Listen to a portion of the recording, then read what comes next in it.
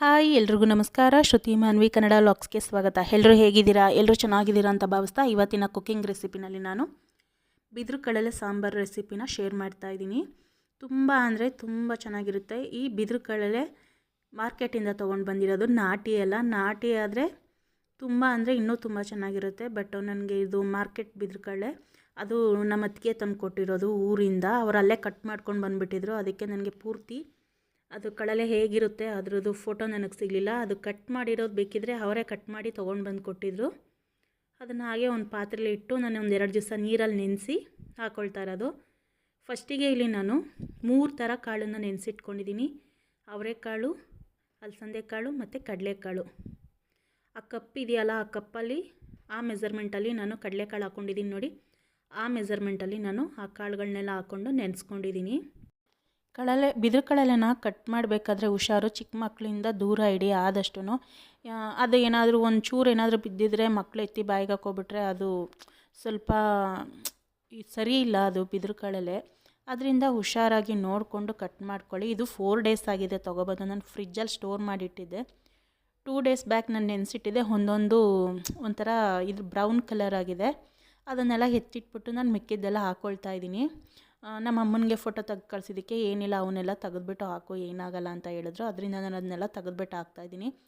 ನನಗೂ ಗೊತ್ತಿಲ್ಲ, ನಾನು ಫಸ್ಟ್ ಟೈಮ್ ಮಾಡ್ತಾಯಿರೋದು. ಬಟ್ ಬಿದಿರುಗಳಲ್ಲೇ ಕಟ್ ಮಾಡಬೇಕಾದ್ರೆ ಹುಷಾರು. ಮತ್ತು ಒಂದು 7-8 ಸತಿನಾದರೂ ಇದನ್ನು ತೊಳ್ಕೊಬೇಕು. ಅದಾದಮೇಲೆ ನೀವು ಬಿಸಿನೀರು ಕಾಯಿಸಿ ಅದರಲ್ಲೂ ಒಂದು ಸಲ ತೊಳ್ಕೊಬೇಕು ನೀಟಾಗಿ. ಚೆನ್ನಾಗಿ ಬಿಸಿನೀರಲ್ಲಿ ತೊಳ್ಕೊಳ್ಳಿ. ಬಿದಿರು ಕಡಲೆನ ತಂದಿದ ತಕ್ಷಣ ಮಾಡೋದಕ್ಕೆ ಹೋಗಬೇಡಿ. 1-2 ದಿವಸ ನೀರಲ್ಲಿಟ್ಟು ನೀರು ಚೇಂಜ್ ಮಾಡಿ ಅವಾಗವಾಗ ಲಾಸ್ಟಲ್ಲಿ ಬಿಸಿನೀರಲ್ಲಿ ತೊಳ್ಕೊಂಡು ಆಮೇಲೆ ಯೂಸ್ ಮಾಡಿ ಅದನ್ನು. ಅಲ್ಲಿವರೆಗೂ ಯೂಸ್ ಮಾಡಬೇಡಿ. ಕಾಳುಗಳು ಅಷ್ಟೇ, ನೀವು ಎಲ್ಲ ಥರ ಕಾಳುಗಳು ಹಾಕ್ಕೊಬೋದು. ಬಟ್ ನಾನಿಲ್ಲಿ 3 ಥರ ಹಾಕ್ಕೊಂಡಿದ್ದೀನಿ. ನನ್ನ ಕಡಲೆ ಸ್ವಲ್ಪ ಆಯಿತು, ಅದಕ್ಕೆ ನಾನು 3 ಥರ ಕಾಳು ಹಾಕ್ಕೊಂಡಿದ್ದೀನಿ. ಈಗ ನಾನು ಒಂದು ಕುಕ್ಕರ್ ಇಟ್ಕೊಂಡು ಅದಕ್ಕೆ 1-1.5 ಚಮಚಷ್ಟು ನೀರು ಹಾಕ್ಕೊಂಡಿದ್ದೀನಿ. ಆ ಕಾಳುಗಳು ಏನು ನೆನೆಸಿದ್ದೆ ಅದು ಮತ್ತು ಬಿದಿರು ಕಡಲೆ ಇದಿಷ್ಟೂ ಹಾಕ್ಬಿಟ್ಟು ಅದಕ್ಕೆ ಎಷ್ಟು ಬೇಕೋ ರುಚಿಗೆ ತಕ್ಕಷ್ಟು ಉಪ್ಪು ಹಾಕ್ಕೊಂಡು 1-2 ವಿಜಿಲ್ ಚೆನ್ನಾಗಿ ಕೂಗಿಸ್ಕೊಳ್ಳಿ. ಇಲ್ಲಿ ನೀರಿಗೆ ಬೇಗ ಕಾಳು ಬೇಯುತ್ತೆ, ಅದರಿಂದ ನಾನು 2 ವಿಜಿಲ್ ಕೂಗಿಸ್ಕೊಳ್ತೀನಿ. ನೀವು ಬೇಕು ಅಂದರೆ ಒಂದು 4-5 ವಿಜಿಲ್ ಕೂಗಿಸ್ಕೊಳ್ಳಿ.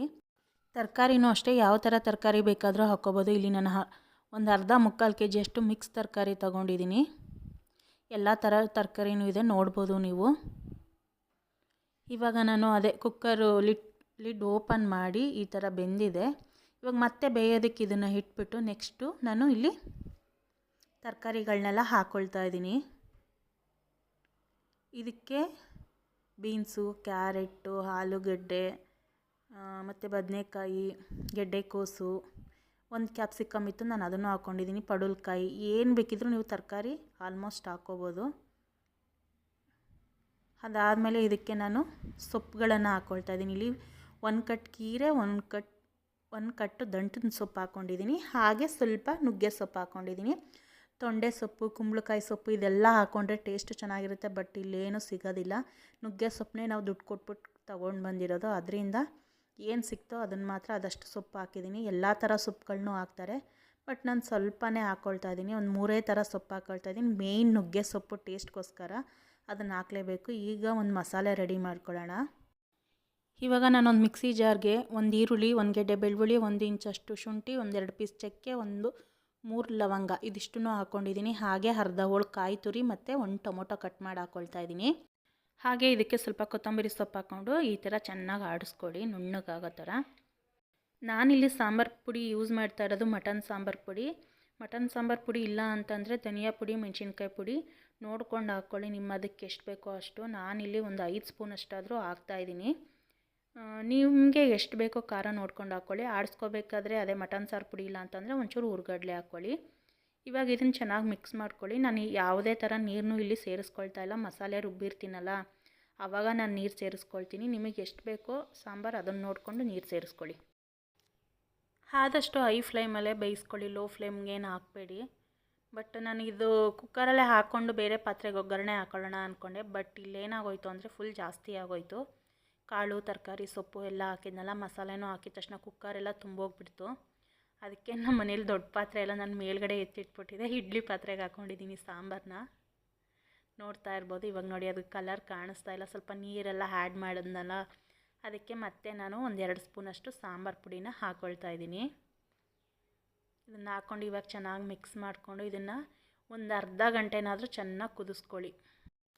ಆವಾಗಲೇ ಸ್ವಲ್ಪ ಉಪ್ಪು ಹಾಕ್ಕೊಂಡಿದ್ದೆ, ಇವಾಗ ಮತ್ತೆ ನೋಡ್ಕೊಂಡು ಉಪ್ಪು ಹಾಕ್ಕೊಳ್ಳಿ. ಇದನ್ನು ಚೆನ್ನಾಗಿ ಕುದಿಸ್ಕೊಳ್ಳಿ. ಸ್ವಲ್ಪ ಟೈಮ್ ಹಿಡಿಯುತ್ತೆ, ಆದರೆ ಟೇಸ್ಟ್ ಮಾತ್ರ ಸಖತ್ತಾಗಿರುತ್ತೆ. ಇವಾಗ ಇದಕ್ಕೊಂದು ಒಗ್ಗರಣೆ ಕೊಟ್ಕೊಳ್ಳೋಣ. ಸಾಂಬಾರು ಹಾಗೆ ಕುದೀತಾ ಇರಲಿ ಆ ಕಡೆ ಸ್ಟವ್ ಮೇಲೆ, ಈ ಕಡೆ ಸ್ಟವ್ ಮೇಲೆ ನಾನು ಒಗ್ಗರಣೆ ಹಾಕ್ಕೊಳ್ತಾ ಇದ್ದೀನಿ. ಫಸ್ಟಿಗೆ ಇಲ್ಲಿ ನಾನೊಂದು ಬಾಣಲೆ ಇಟ್ಕೊಂಡು ಅದಕ್ಕೆ ಒಂದು ಅರ್ಧ ಕಪ್ಪಷ್ಟು ಎಣ್ಣೆ ಹಾಕ್ಕೊಂಡು ಸ್ವಲ್ಪ ಕರಿಬೇವು, ಒಂದು 10 ಒಣಮೆಣ್ಸಿನ್ಕಾಯಿ ಹಾಕ್ಕೊಳ್ತಾ ಇದ್ದೀನಿ. ಈರುಳ್ಳಿ ಆಪ್ಷನು, ಇದ್ದರೆ ಹಾಕ್ಕೊಳ್ಳಿ, ಇಲ್ಲಾಂದ್ರಿಲ್ಲ. ನಾನು ಎಕ್ಸ್ಟ್ರಾ ಕಟ್ ಮಾಡಿದ್ದೆ ಅಂದ್ಬಿಟ್ಟು ಹಾಕ್ಕೊಳ್ತಾ ಇದ್ದೀನಿ. ಆ ಒಗ್ಗರಣೆ ಎಲ್ಲ ಚೆನ್ನಾಗಿ ಫ್ರೈ ಆದಮೇಲೆ ಇವಾಗ ನಾನು ಆ ಒಗ್ಗರಣೆಗೆ ಸಾಂಬಾರು ಹಾಕ್ಕೊಳ್ತಾ ಇದ್ದೀನಿ. ಇವಾಗ ಬಾಣಲಿಲಿರೋ ಸಾಂಬಾರು ತೆಗೆದು ಈಗ ಪಾತ್ರೆಗೆ ಹಾಕ್ಕೊಳ್ತಾ ಇದ್ದೀನಿ. ಇದನ್ನು ಇವಾಗ ಸ್ವಲ್ಪ ಚೆನ್ನಾಗಿ ಮಿಕ್ಸ್ ಮಾಡಿಕೊಂಡು ಒಂದು 5 ನಿಮಿಷ ಕುದಿಸ್ಕೊಳ್ಳಿ. ಸಾಂಬಾರು ರೆಡಿ ಆಗುತ್ತೆ. ಒಂದು 5 ನಿಮಿಷ ಆಗಿದ ತಕ್ಷಣ ಆಫ್ ಮಾಡಿಬಿಡಿ. ನಾನಿವತ್ತು ಇದಕ್ಕೆ ಮುದ್ದೆ ಮಾಡ್ಕೊಳ್ತಾ ಇದ್ದೀನಿ. ಮುದ್ದೆ ಮಾತ್ರ ಸಖತ್ತಾಗಿರುತ್ತೆ. ಇದ್ರ ಜೊತೆಗೆ ನೀವು ಇಡ್ಲಿ, ದೋಸೆ, ಚಪಾತಿ, ಪೂರಿ ಮತ್ತು ಅನ್ನ ಇದಿಷ್ಟಕ್ಕೂ ತಿನ್ಬೋದು, ಸಖತ್ತಾಗಿರುತ್ತೆ. ನಾನಿಲ್ಲಿ ಇವಾಗ ಮುದ್ದೆ ಮಾಡ್ಕೊಂಡಿದ್ದೀನಿ. ಆಹಾ, ಮುದ್ದೆ ಜೊತೆ ಅಂತೂ ಸೂಪರಾಗಿರುತ್ತೆ. ನೋಡ್ತಾ ಇರ್ಬೋದು ಇವಾಗ ನೀವು ಎಷ್ಟು ಗಟ್ಟಿಯಾಗಿದೆ ಸಾಂಬಾರು ಅಂತ ಹೇಳ್ಬಿಟ್ಟು. ಈ ಸಾಂಬಾರು ನಿಮಗೂ ಇಷ್ಟ ಆಗಿದೆ ಅಂತ ತಿಳ್ಕೊಳ್ತಾ ಈ ವಿಡಿಯೋನ ಇಲ್ಲಿಗೆ ಎಂಡ್ ಮಾಡ್ತಾ ಇದ್ದೀನಿ. ಪ್ಲೀಸ್ ವಿಡಿಯೋ ಇಷ್ಟ ಆಗಿದ್ರೆ ಲೈಕ್ ಮಾಡಿ, ಶೇರ್ ಮಾಡಿ, ಕಮೆಂಟ್ ಮಾಡಿ. ಪ್ಲೀಸ್ ಸಬ್ಸ್ಕ್ರೈಬ್ ಮಾಡ್ಕೊಳ್ಳಿ. ವಿಡಿಯೋ ನೋಡ್ತಿರೋರಿಗೆ ಧನ್ಯವಾದಗಳು.